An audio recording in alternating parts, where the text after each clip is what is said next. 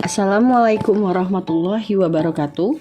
Selamat datang di video koneksi antar materi modul 1.1 tentang pemikiran Ki Hajar Dewantara. Perkenalkan, saya Dwi Marina Sari Syarif, calon guru penggerak angkatan 11 dari Provinsi Lampung, Kabupaten Lampung Tengah, dengan fasilitator Bapak Sigit Triyono SPD SDMM dan pengajar praktik Bapak Sigit Wiono SPD GR. Dalam koneksi antar materi kali ini, saya membuat kesimpulan dan merefleksikan tentang 3 pertanyaan.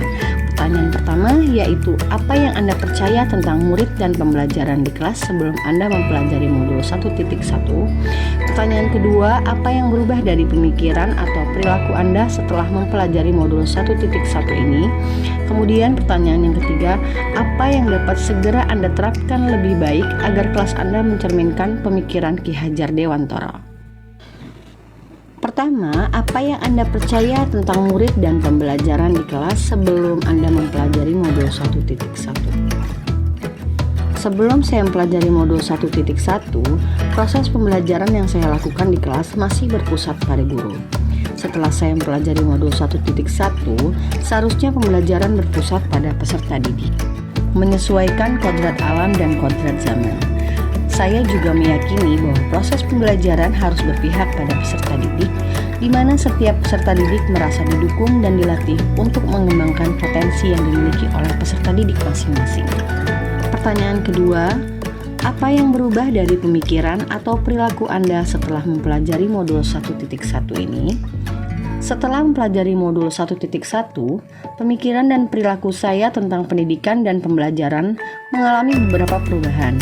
Meskipun belum sepenuhnya dapat saya aplikasikan di kelas, saya juga menjadi lebih fokus pada perkembangan peserta didik dan pemahaman peserta didik secara personal dengan kesadaran untuk terus belajar melatih diri dan melakukan pendekatan menggunakan strategi pembelajaran yang bervariasi.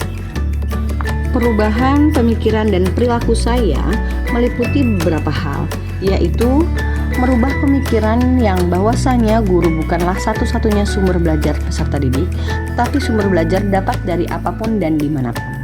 Kemudian, menciptakan suasana pembelajaran yang menyenangkan dan menggunakan strategi belajar yang bervariasi menyesuaikan karakter peserta didik. Yang ketiga, pembelajaran berpusat pada peserta didik baik dalam pengetahuan, menganalisis, ataupun dalam menciptakan proyek. Dan yang terakhir, menggunakan model belajar yang memudahkan peserta didik dalam proses belajar di sekolah. Pertanyaan yang ketiga, apa yang dapat segera Anda terapkan lebih baik agar kelas Anda mencerminkan pemikiran Ki Hajar Dewantara?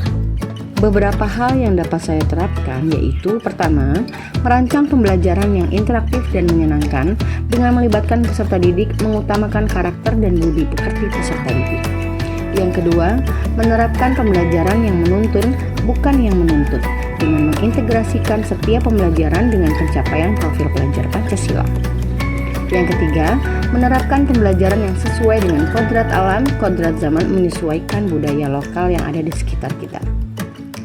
Dari 3 pertanyaan tersebut dapat ditarik kesimpulan bahwasannya, yang pertama, dasar-dasar pemikiran dari Ki Hajar Dewantara harus segera kita terapkan dalam proses pembelajaran di kelas maupun di sekolah.